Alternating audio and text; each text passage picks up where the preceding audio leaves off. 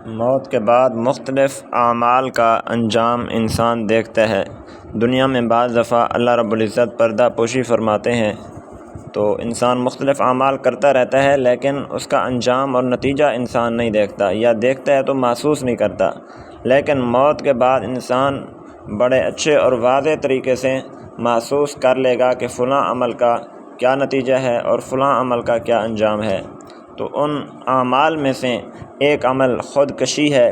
خودکشی ایک بہت برا عمل ہے اور نقصان دہ ہے، جو کسی بھی حال میں انسان کے لیے فائدہ مند نہیں ہے، اور خودکشی کی شریعت میں ممانعت ہے۔ سب سے پہلے قرآن پاک کو دیکھیں۔ قرآن پاک میں اللہ رب العزت فرماتے ہیں وَلَا تَقْتُلُوا أَنفُسَكُمْ إِنَّ اللَّهَ كَانَ بِكُمْ رَحِيمًا، اپنے آپ کو قتل نہ کرو، اللہ رب العزت رحم کرنے والے ہیں۔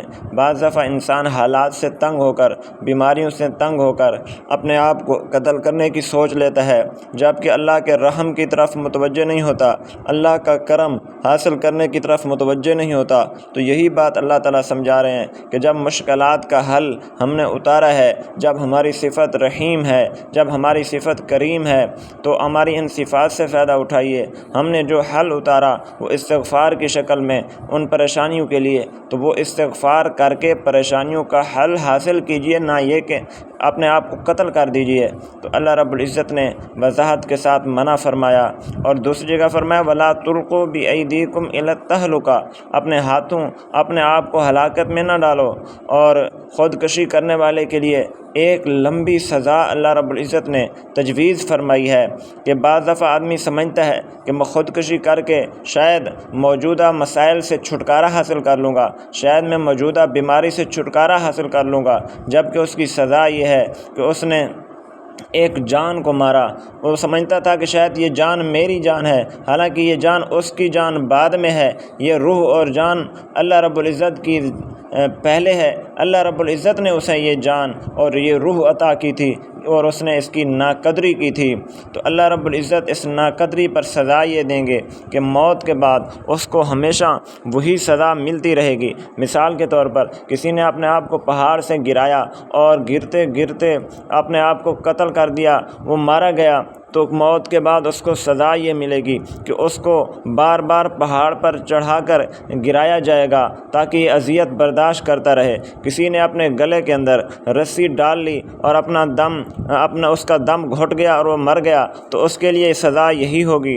موت کے بعد ہمیشہ اسی سزا کے ذریعے اس کو سزا دی جائے گی، ہمیشہ اس کے گلے میں رسی ڈالی جائے گی۔ کسی نے اپنے آپ کو خنجر مارا تو اس کو موت کے بعد یہی سزا ملے گی، بار بار اس کو خنجر مارا جائے گا، اور اس طرح اللہ رب العزت جو ہے اس کو سزا دیں گے۔ یہ تو موت کے بعد، لیکن ابھی دنیا میں بھی پڑا ہے تو پھر بھی سزا کا سلسلہ شروع ہو جاتا ہے، اللہ رب العزت کی ناراضگی کا سلسلہ شروع ہو جاتا ہے۔ چنانچہ حکم ہے جس نے خودکشی کی اس کا جنازہ علماء کرام بزرگان دین نہ پڑھیں، عام لوگ مختصر لوگ اس کا جنازہ پڑھ کر اس کو دفنا دیں، تاکہ دوسرے لوگوں کو عبرت حاصل ہو کہ جو خودکشی کرتا ہے اس کا جنازہ پڑھنے کی اجازت علماء کرام کو بھی نہیں ہے۔ اور اس کے بعد ایک واقعہ بڑا عجیب کتابوں کے اندر ملتا ہے۔ حضرت طفیل طوسی رحمۃ اللہ رضی اللہ تعالیٰ عنہ ایک صحابی ہیں جو مکہ سے ہجرت کر کے مدینہ میں آئے تھے۔ اس وقت ہجرت کا عمل بڑا ثواب کا عمل تھا۔ اب بھی دین کی خاطر ہجرت کی جائے تو یہ قیمتی عمل ہے۔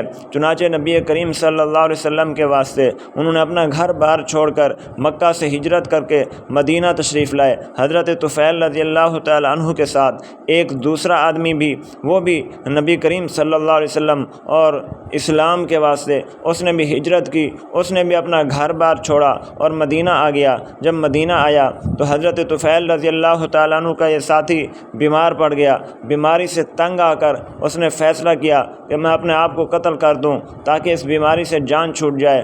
چنانچہ اس نے اپنے ہاتھوں کو کوئی ایسی تیز دھار چیز لگائی کہ ہاتھوں سے خون بہنے لگا، اور اتنا بہتا رہا، مسلسل بہتا رہا کہ اس خون کے بہاؤ کی وجہ سے وہ فوت ہو گیا۔ چنانچہ بعد میں جب حضرت طفیل رضی اللہ تعالیٰ عنہ نے اس کو خواب میں دیکھا تو پوچھا کہ اے میرے دوست بتا اللہ نے کیا معاملہ کیا ہے تیرے ساتھ؟ تو اس نے جواب دیا اور اپنے ہاتھوں کو چھپا کر جواب دیا، اور اس کی مغفرت ہو چکی تھی، لیکن اس نے اپنے ہاتھ ہاتھ زیر نہیں کیے۔ حضرت طفیل رضی اللہ تعالیٰ نے پوچھا کہ اپنے ہاتھ کیوں چھپا رہے ہو؟ لگتا تو ہے تمہاری مغفرت ہو گئی، لیکن ہاتھ کیوں چھپا رہے ہو؟ تو اس نے جواب دیا کہ اللہ رب العزت کی بارگاہ میں نے مغفرت کی عرض کی، اللہ نے معاف فرما دیا، لیکن میرے ہاتھ اب بھی ویسے ہی ہیں جیسے میں نے ان کے ساتھ حشر دنیا میں کیا تھا، اور میرے ہاتھ اب بھی زخمی ہیں۔ اور اللہ رب العزت کی طرف سے مجھے کہا گیا کہ جب تو نے اپنے ہاتھوں پر رحم نہیں کیا، ان کو زخمی کر دیا، تو ہم تیرے ہاتھوں پر رحم کیسے کریں؟ ہم تیری مغفرت ہاتھوں کے معاملے میں کیسے کریں؟ چنانچہ میرے ہاتھ آج بھی ویسے ہیں۔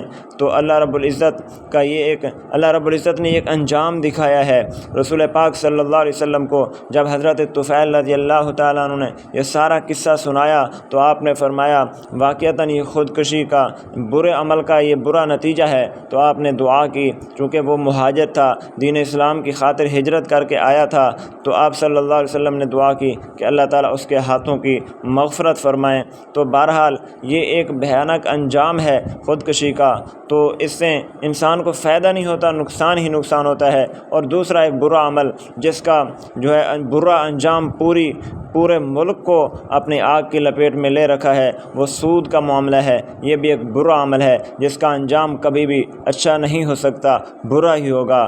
آج پورا ہمارا ملک اجتماعی طور پر سود کی لپیٹ میں ہے۔ ہماری نسلیں، ہم خود اس سود کا قرضہ ادا کر رہے ہیں، وہ سود ادا کر رہے ہیں، اور نہ جانے ہماری نسلیں کب تک اس سودی معاملے کا سود ادا کرتی رہیں گی، اور یہ بھی پتہ نہیں ہے کہ یہ سود ہم اتار بھی سکیں گے، یہ سود اور سود والا قرضہ ہم اپنے کندھوں سے اتار بھی سکیں گے، یا کئی نسلوں کے اندر یہ سلسلہ چلتا رہے گا، چونکہ سود کا معاملہ اللہ رب العزت سے اعلان جنگ کرنے کے برابر ہے۔ اللہ رب العزت فرماتے ہیں فَإِن لَّمْ تَفْعَلُوا فَأْذَنُوا بِحَرْبٍ مِّنَ اللَّهِ وَرَسُولِهِ۔ تو گویا کہ آج ہم ملکی لیول پر، اجتماعی لیول پر ہم اللہ رب العزت سے اعلان جنگ کیے ہوئے ہیں۔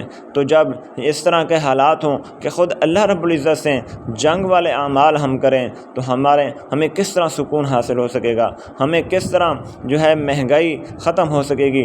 آج وہ ملک جو ہم سے کئی سال بعد میں بنا، لیکن سود کا 1 روپیہ بھی قرض اس نے نہیں لیا، تو وہ ورلڈ بینک کی رپورٹ کے مطابق پوری دنیا میں سب سے سستا ترین اور آسانی والا ملک قرار دیا گیا۔ اور ایک ہم ہیں کہ جس ملک میں روزانہ آئے دن کسی نہ کسی چیز کی قیمت بڑھ رہی ہوتی ہے، کبھی تیل کی قیمت بڑھ رہی ہے، کبھی کس چیز کی قیمت بڑھ رہی ہے، کبھی کس چیز کی۔ وجہ کیا ہے کہ ہم نے اللہ سے اعلان جنگ کیا ہے، ہم نے سود والا معاملہ کیا، ہم نے سود پر قرضے لیے، اب نہ وہ قرضہ اترتا ہے نہ سود اترتا ہے۔ اللہ رب العزت ہمیں دونوں جہان کی عافیت نصیب فرمائے، آسانی نصیب فرمائے، اور اپنے بنائے ہوئے قوانین پر عمل کرنے کی توفیق نصیب فرمائے۔ وآخر دعوانا ان الحمد للہ رب العالمین۔